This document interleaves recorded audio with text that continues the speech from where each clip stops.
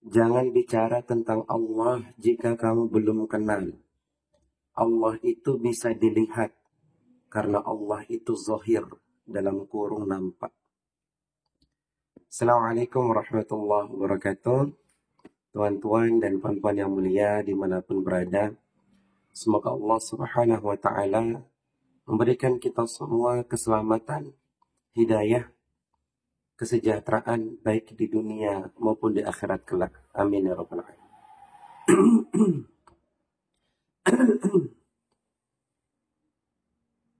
Tuan-tuan dan puan-puan yang mulia, kami mendapatkan pesan di WhatsApp, Masya Allah, dari saudara yang sangat kami muliakan.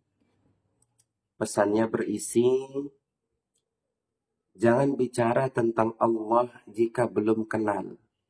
Allah itu bisa dilihat karena Allah itu zahir atau nampak.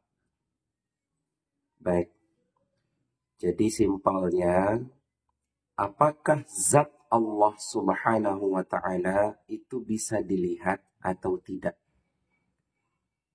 Karena Allah ta'ala itu zahir atau nampak. Dan kalau kita sholat, kan kita menyaksikan Allah, bersyahadat tentang Allah, bersaksi tentang Allah subhanahu wa ta'ala.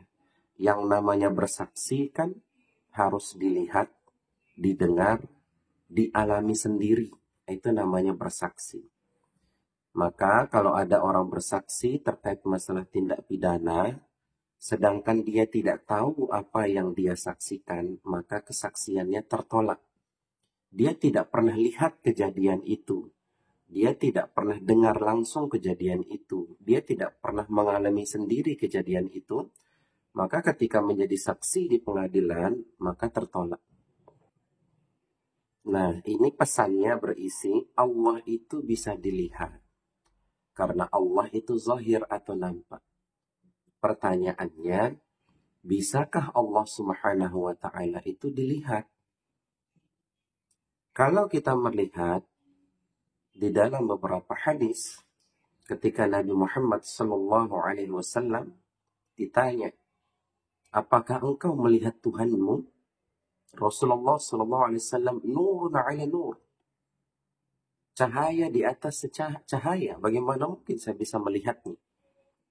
Nah, ini tentu bahasa-bahasa syariat. Jadi, kalau kita melihat Allah itu bisa dilihat karena Allah itu zahir. Pertama-tama pahami dulu apa itu melihat. Ya. Nah, jadi melihat itu adalah sifat, sedangkan mata alat melihat.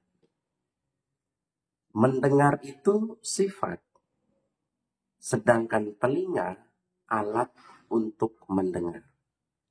Nah, jadi mata ini diciptakan, melihat ini dihembuskan. Kenapa? Karena yang melihat itu sebetulnya bukan mata, tuan-tuan. Yang melihat itu ruh menggunakan alat mata. Yang mendengar itu sebetulnya ruh menggunakan alat telinga. Jadi telinga ini dicipta, mendengar itu dihembuskan. Mata ini dicipta, melihat ini dihembuskan. Itulah alasannya kita tidak boleh merasa bisa mendengar sendiri, bisa melihat sendiri, hidup sendiri. Tetapi harus senantiasa merasa dihidupkan oleh Allah, didengarkan oleh Allah, dilihatkan oleh Allah. Nah, jadi kita pahami dulu. Ketika ruhani kita, ketika ruh kita ingin memandang yang zahir, alatnya mata. Ketika ruhani kita ingin memandang yang batin, alatnya qalbu. Jadi, yang melihat itu sebetulnya bukan mata, tetapi ruh kita. Nah, sedangkan ruh kita ini adalah hembusan dari Ruhul Ahmad, dari Ruhullah.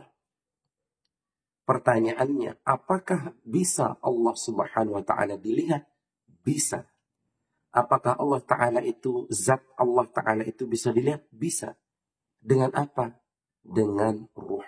Ruh itu apa? Hembusannya. Berarti apa? Allah memandang kepada dirinya sendiri. Makanya dalam surat Al-A'raf ayat 172, alastu bi rabbikum qalu bala syahidana, ketika ruh kita dimintai persaksian kepada zat Allah Subhanahu wa taala, ruh kita menjawab bala syahidana, kami menyaksikan ya Allah. Saat itu ruh tidak memiliki kuasa untuk menyaksikan, tetapi sebenarnya Allah yang menyaksikan dirinya atas nama kita atau meminjam ruh. Tapi kan ruh bukan pinjaman, ruh itu juga miliknya.